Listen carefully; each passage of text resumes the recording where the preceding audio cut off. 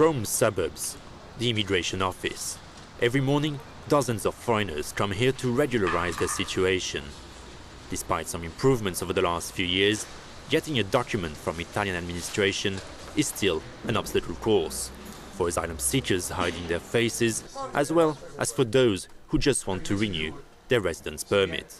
This is the case for this Nigerian wanting to remain anonymous. He entered the country 4 months ago with a tourist visa and wants to stay, claiming that his life would be in danger back home. Every day, come tomorrow, come next tomorrow. Like today night again, they told me to come next week on Monday. It has not been easy. Most of us sleep here. Like yesterday, I slept here. So if you don't get the request you are hoping to get, what will you do? But what will I do? I can't go back to my country. So you would rather stay here illegally? I would rather stay. Before the election a year and a half ago, the centre-left coalition had promised to change the controversial immigration law, a reform that has been delayed and is still being discussed in Parliament to revise the procedures for political asylum, the expulsion system and family reunification. And above all, the Prodi government wants to drop the obligation to have a work contract before being able to move to Italy. An employer that offers a job to someone he doesn't know, that simply doesn't happen. So in reality, this law leads people to enter Italy as illegal immigrants, to go underground to find a job, while the potential employer goes through the contract procedures.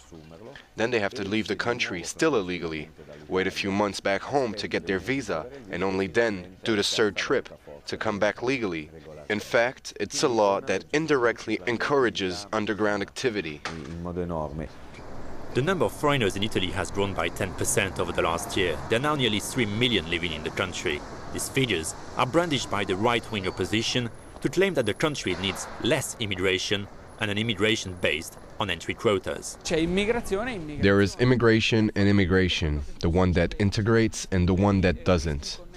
With everything that's happening, with the risks linked to international terrorism, with the creation of states within the state, in those mosques where hatred is being preached, we think that it would be right for a few years to stop the immigration influx from some countries.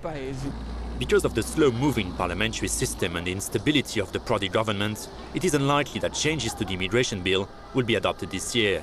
Foreigners already living here and would-be migrants will have to wait a little longer to get a clearer view of their future in Italy.